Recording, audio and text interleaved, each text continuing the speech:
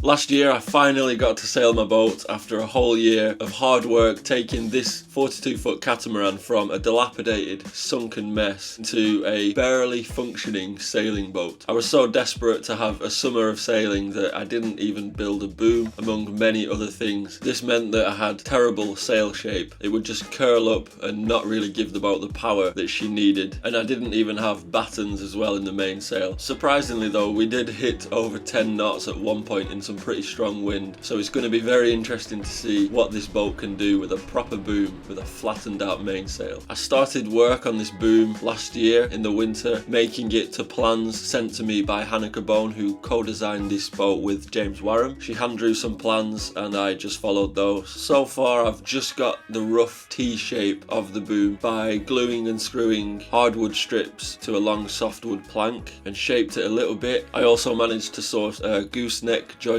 which I attached to the boom as well, but there's still so much work to be done, starting by trimming off all the excess epoxy and getting the boom down to shape, and hopefully by the end of the video I'll be mounting the boom. There's probably going to be a lot of action in this one, so that means there's probably going to be a lot of questionable music, so you've been warned, but thanks so much for watching. I hope you enjoy the video.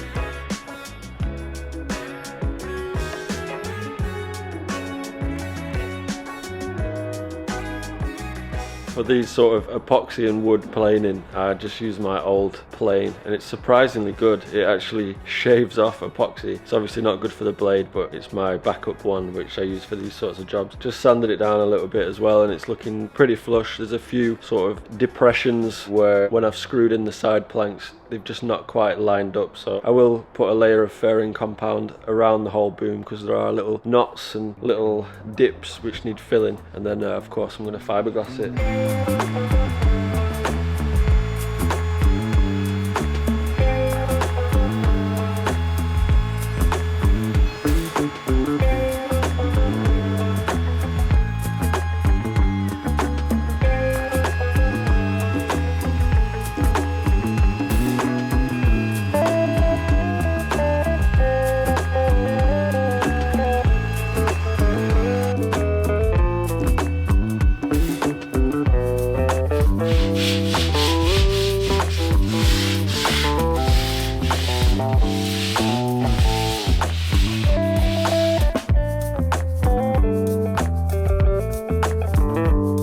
Really happy with it so far. There's going to be loads of steps involved, but especially on this top bit there's a lot of filling that needs doing. So there's, like I said, those little depressions which need some fairing compound, and also there's a few little knots and little indentations, little chips, and where the wood's not perfect.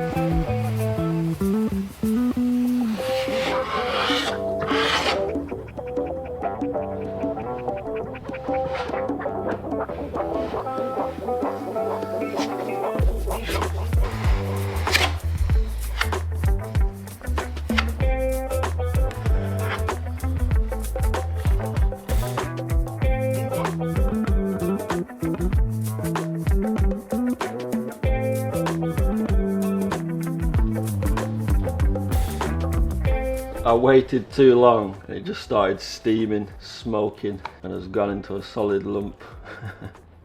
When I was applying it, it was just tearing, it wasn't laying down smoothly.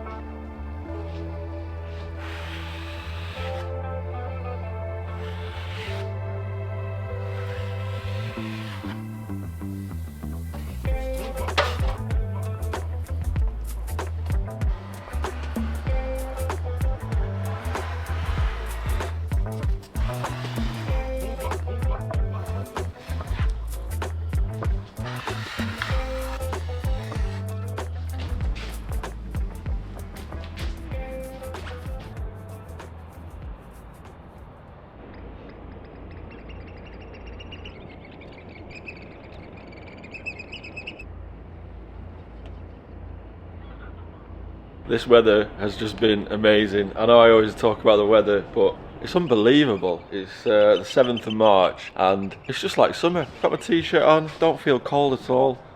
It's actually warm, it's not just sunny, it's warm and sunny. It's unbelievable.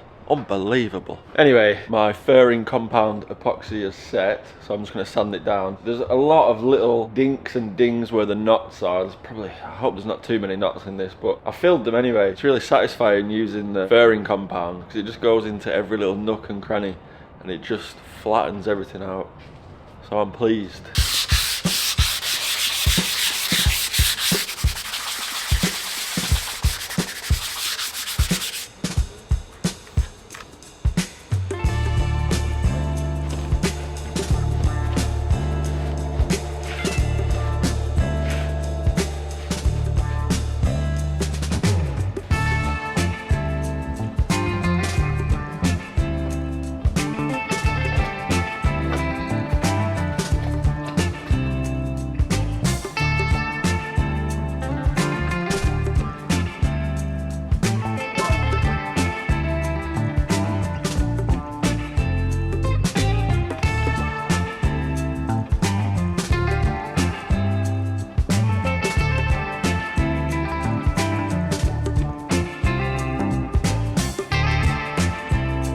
Hanneke, who co-designed my boat along with James Warren, she hand drew some plans for me so that I can build this boom. She sent me a message a while ago and just said that everything was looking good and that if I'm going to fiberglass it, I just need to fiberglass it up to the fillet on the T section. So not fiberglass the whole thing, epoxy coat the hardwood and glass the softwood. So that's what I'm doing. I've got 2 layers of fiberglass covering the whole boom, and then I've just got an extra layer where all the gear will go. So where the boom attaches to the mast and where I'll have my out haul and reefing points.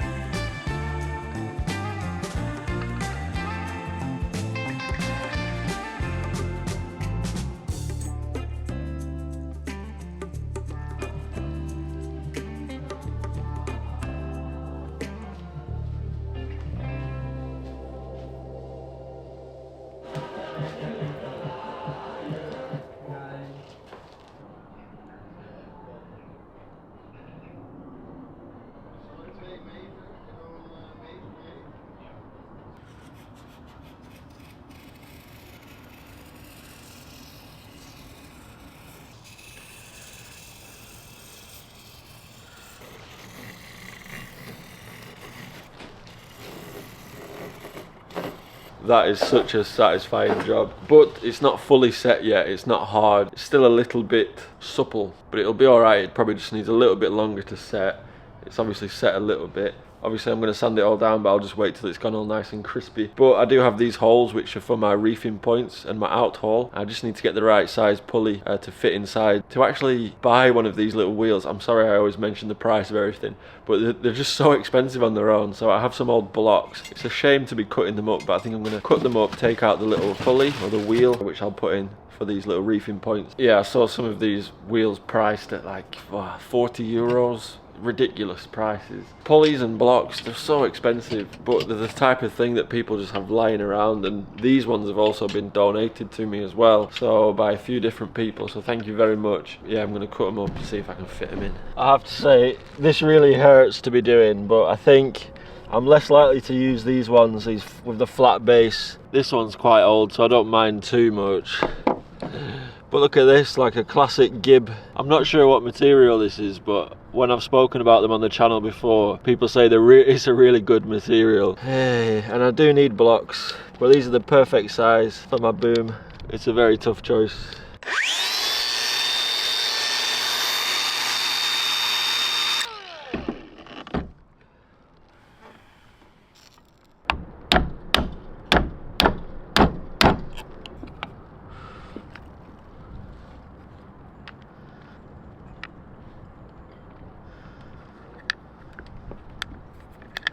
Hot.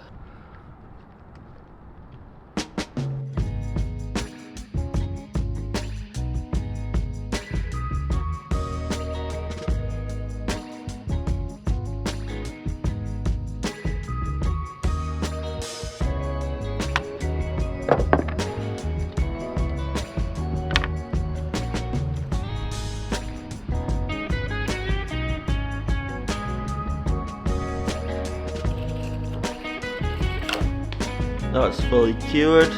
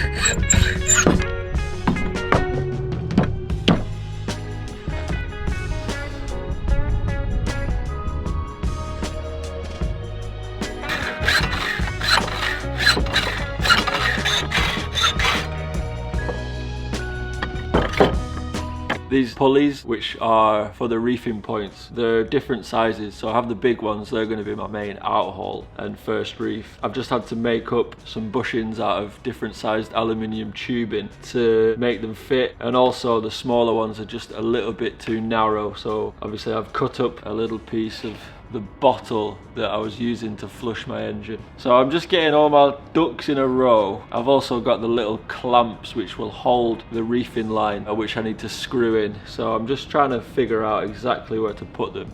It's a shame I can't really test it before I install them. I could do actually. Yeah, I could do it after, once it's painted. Yep, I'll do that. My 8mm drill was not long enough to go through the whole way. I managed to get it through one, just about, but the other three, I just couldn't get the drill through. So I've decided to drill the hole a little bit shorter, and I've made a few shorter lengths.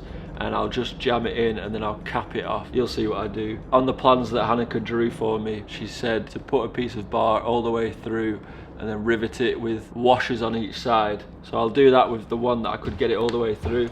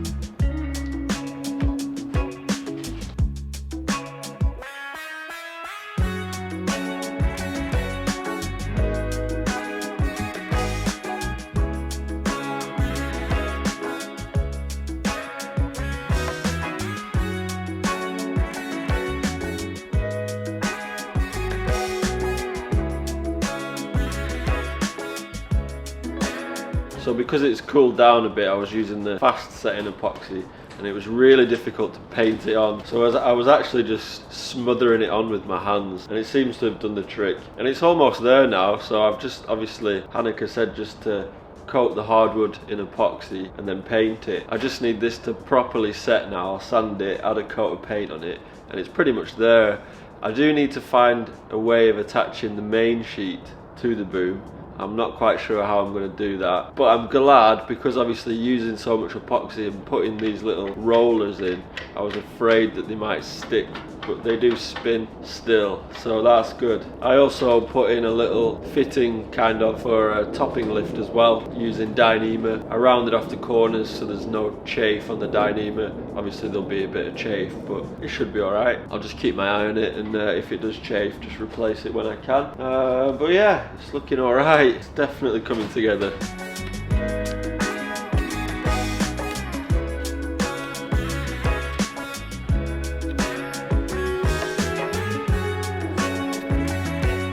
So I completely forgot to put the hole in the other side. Obviously the reefing line will go up through the sail and then down around here. I forgot to put the hole in here. I'm going to paint the boom today. I will just have to dab in some epoxy, I don't know, tomorrow or something.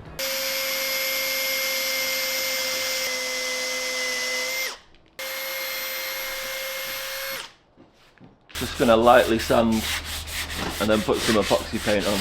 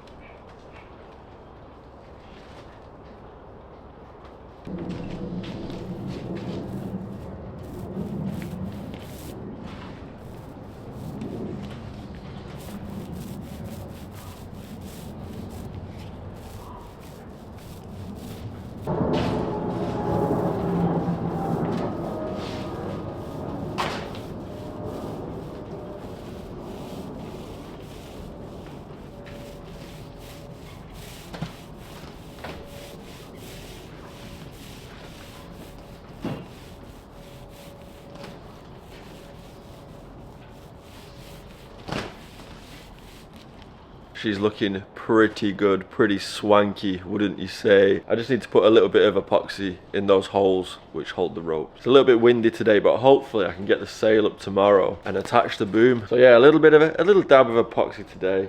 I'll just use the rest of the day to start editing this video. There's been a lot of little finicky steps to getting this boom finished, and it's taken me quite a while. I've been taking my time with it. I think though with the longer days now and the weather warming up, I think progress is going to speed up a little bit. Winter is for slowing down, spring and summer. The birds are chirping. We're ready to attack life with full force.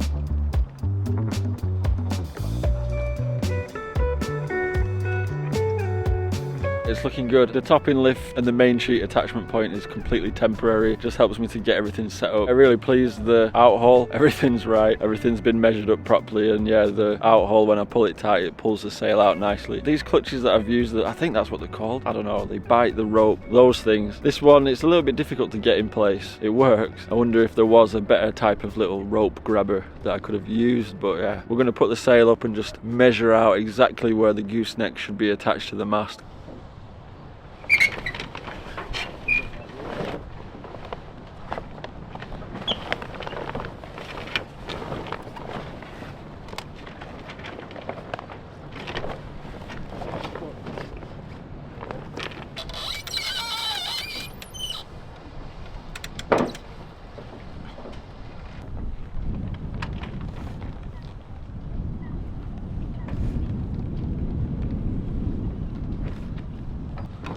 Want this.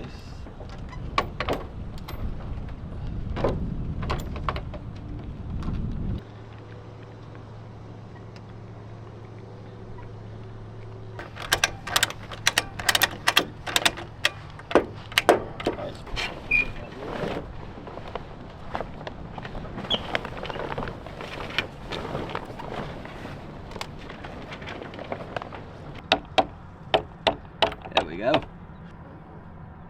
Oh yeah, there she blows.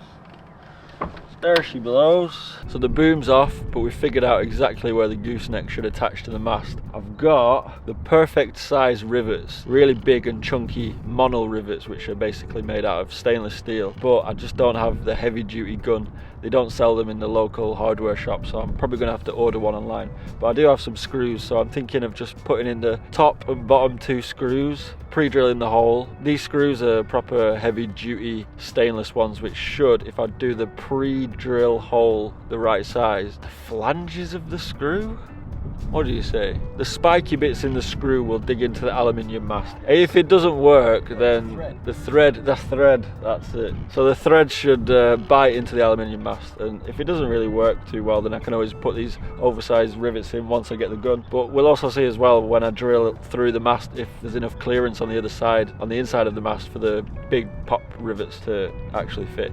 So anyway, I'm going to screw it on at least. There's 10 holes for the actual gooseneck fitting, so there's loads, with a little bit of isolating compound on the screw thread.